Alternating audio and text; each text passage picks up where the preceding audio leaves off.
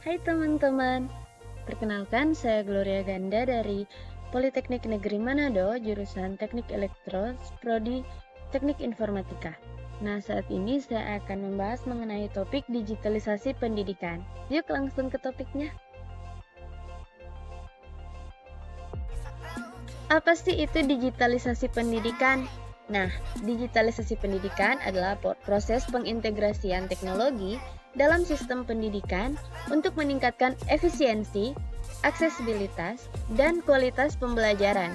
Nah, ini semua mencangkup tentang perangkat keras seperti komputer, handphone, atau tablet, juga perangkat lunak seperti platform e-learning atau internet itu sendiri yang mendukung proses pembelajaran dan pengajaran.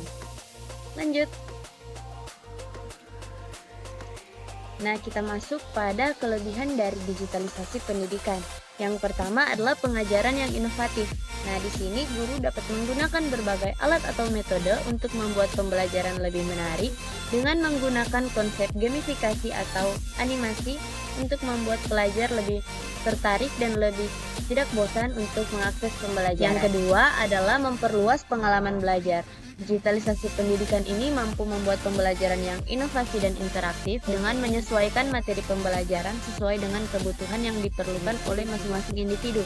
Nah, para individu atau pelajar juga mampu berkolaborasi dengan pelajar lain di seluruh dunia dan mereka juga dapat mengakses materi-materi yang tidak dapat di sekolah. Materi-materi ini tentunya lebih lengkap dan lebih detail dari apa yang mereka dapat di sekolah. Nah, yang ketiga adalah meningkatkan akses pendidikan. Ini memungkinkan pendidikan dilakukan secara online mengatasi hambatan geografis. Nah, sebagai contoh seperti pada beberapa tahun lalu adanya pandemi COVID-19 yang membuat semua orang harus diam di rumah sehingga tidak bisa bekerja atau bersekolah.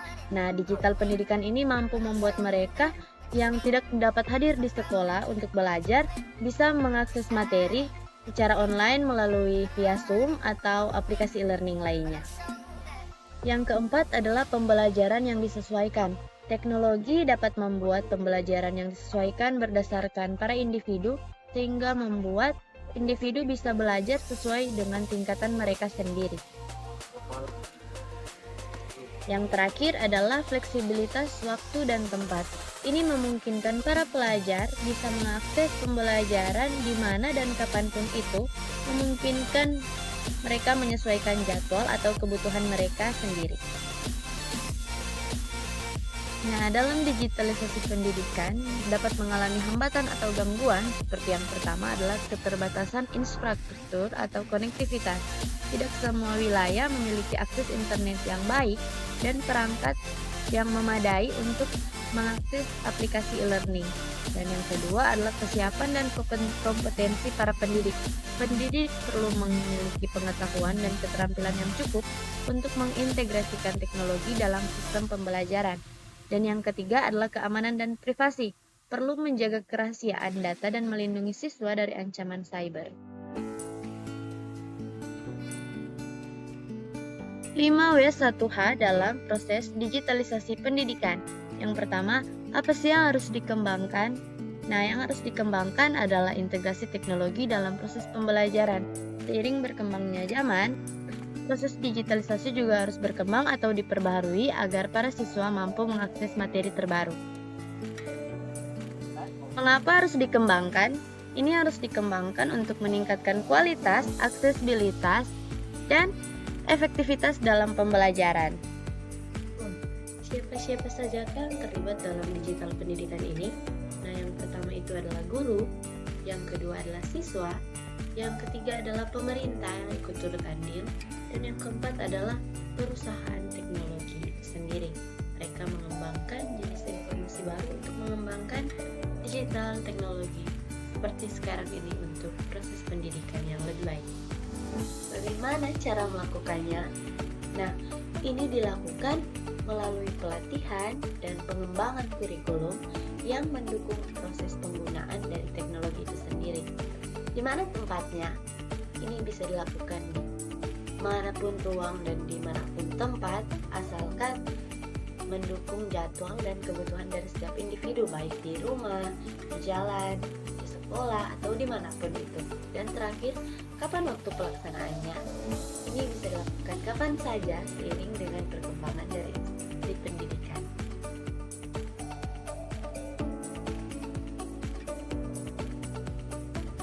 Berikutnya adalah cara teknologi mempengaruhi perkembangan digitalisasi pendidikan. Nah, yang pertama adalah internet dan aksesibilitas. Akses internet yang lebih luas memungkinkan siswa untuk mempelajari banyak materi dan bisa membuat siswa untuk mengikuti pembelajaran dari jarak jauh. Yang kedua adalah perangkat. Perangkat seperti tablet, smartphone, ataupun komputer memungkinkan siswa untuk mengakses materi atau pembelajaran dari mana saja, hingga membuat fleksibilitas bagi siswa untuk mengakses materi dan memproses informasi dengan lebih baik. Nah, ada juga platform e-learning seperti Canvas, Moodle, atau Classroom, dan sebagainya. Ini memungkinkan bagi para pengajar untuk mendapat wadah online untuk menyampaikan materi pembelajaran, tugas, ataupun ujian, dan dapat memungkinkan untuk pengajar dan pelajar untuk berkomunikasi dan berkolaborasi.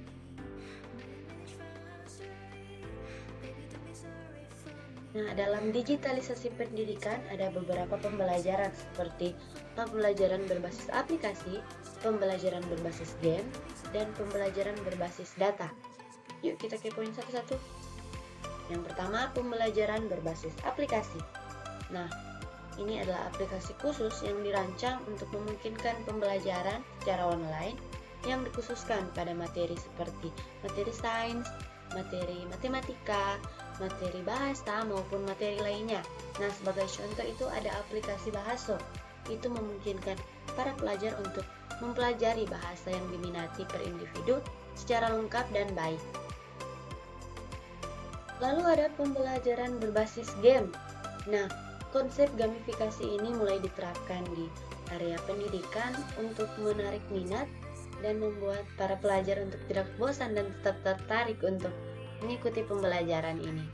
Nah, seperti contohnya ada Kahoot. Aplikasi itu memuat beberapa animasi atau game yang membuat kita tertarik untuk menjawab soal, menerima materi, dan menjawab asesmen-asesmen lainnya. Nah, lalu ada pembelajaran berbasis data. Analisis data digunakan untuk mengidentifikasi area yang memerlukan perbaikan atau mengalami gangguan. Nah, itu dapat membantu para pengajar untuk memperoleh data agar dapat mengimplementasikan lebih baik dan dapat membuat pengajaran yang lebih bermutu dan jelas bagi para siswa sesuai dengan kemampuan dari individu masing-masing. Lanjut di pengaruh perkembangan teknologi informasi. Yang pertama ada kecerdasan buatan atau AI.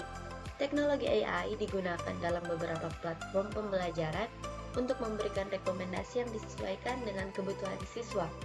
Ini juga digunakan dalam penilaian otomatis dan chatbot pembelajaran. Nah, lalu ada realitas virtual atau VR dan augmented reality atau AR. Nah, ini digunakan dalam pendidikan untuk menciptakan pengalaman pembelajaran yang imersif, dan ini bisa berupa lapangan atau eksplorasi 3D dari konsep-konsep kompleks. Nah, sebagai contoh itu aplikasi e-learning seperti Ruang Guru, Xenius, dan banyak lagi karena sekarang sudah banyak aplikasi learning yang ada, dan itu membuat kita jadi lebih tertarik karena ada animasi. Kita bisa berinovasi dengan tugas-tugas yang ada, bisa menjadi stimulasi kita untuk ujian-ujian nanti yang akan datang. Nah, itu sangat berguna untuk saya rasa. Dan ada juga sumber daya digital. Banyak buku teks dan materi pembelajaran yang tersedia dalam format digital yang seringkali lebih terjangkau dan dapat diperbaharui lebih mudah. Nah, sebagai contoh, pada zaman dulu sebelum adanya teknologi, kita untuk mengakses materi kita memerlukan pergi ke toko buku untuk membeli buku materi pembelajaran. Nah, seiring dengan perkembangan zaman, sudah ada aplikasi yang memungkinkan buku itu diakses secara online dan gratis. Itu lebih terjangkau untuk kita akses, dan ada juga kolaborasi online. Teknologi memungkinkan kolaborasi antara siswa, guru, atau sesama siswa dari seluruh dunia. Bahkan orang tua juga bisa untuk mengakses kolaborasi tersebut. Kesimpulannya, digitalisasi pendidikan menawarkan peluang besar untuk meningkatkan efektivitas dan aksesibilitas pendidikan. Namun, perlu ada perencanaan yang matang serta pelatihan yang memadai agar implementasi dapat berjalan dengan sukses.